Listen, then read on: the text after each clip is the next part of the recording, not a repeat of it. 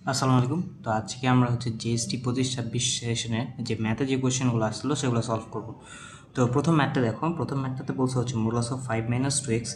এটা যদি 4 থেকে ছোট হয়, তাহলে ছোট বা তার সমান হয়, তাহলে এই অসমতাটা সমাধান করতে বলছে। এটা আমাদের শর্ট সিলেবাসের বাইরে থেকে একটা কোয়েশ্চেন আসছে, বাট এটা আমাদের পারা উচিত, কারণ আমাদের 9-10 এই টাইপটা 9-10 হায়ার ম্যাথে ছিল। তাহলে চলো আমরা শুরু করে ফেলি।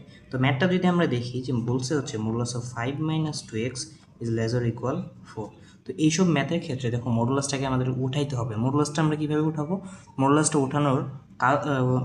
উঠাবো দেখো, মডুলাসের ভেতরে তুমি প্লাসও থাকতে পারে, মাইনাসও থাকতে পারে।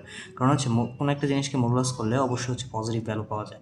এই কারণে এটাকে ভাঙার একটা প্রসেস তোমার এই জিনিসটা -4 থেকে বড় বা তার সমান 5 - 2x যেটা আছে, এবং 4 থেকে ছোটো বা তার সমান হবে।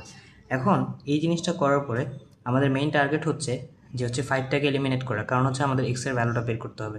তো 5টাকে এলিমিনেট করার জন্য উভয় পাশে আমি 5 বিয়োগ করে দিলাম। 5 যদি বিয়োগ করে দিই, এখানে পড়ে থাকে -2x, এখানে পড়ে থাকে 4 থেকে জমে 5 বিয়োগ করলে -1 পড়ে থাকে, এখানে -9 -2x -1।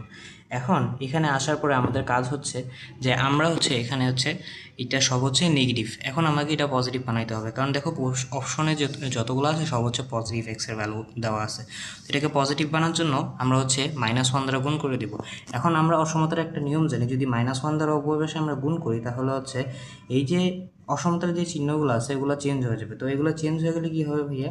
দেখো, আমি একবারে করে ফেলি, 2টাকে ভাগ করে 9/2, এই অসমতার চিহ্ন চেঞ্জ এক্স, এই অসমতার চিহ্ন চেঞ্জ হাফ। তাহলে দেখো তো এই অপশনটা, এই অ্যান্সারটা কোন অপশনের সাথে মিলে, যে এক্সের ভ্যালুটা 9/2 থেকে ছোট হইতে হবে, 9/2 থেকে ছোট, হ্যাঁ 9/2 থেকে ছোট হইতে হবে, এবং হাফ থেকে বড় হইতে হবে বা তার সমান হইতে হবে।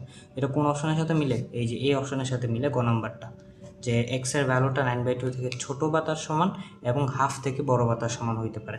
তো আশা করি আমরা এটা বুঝতে পারছি। তাহলে চলো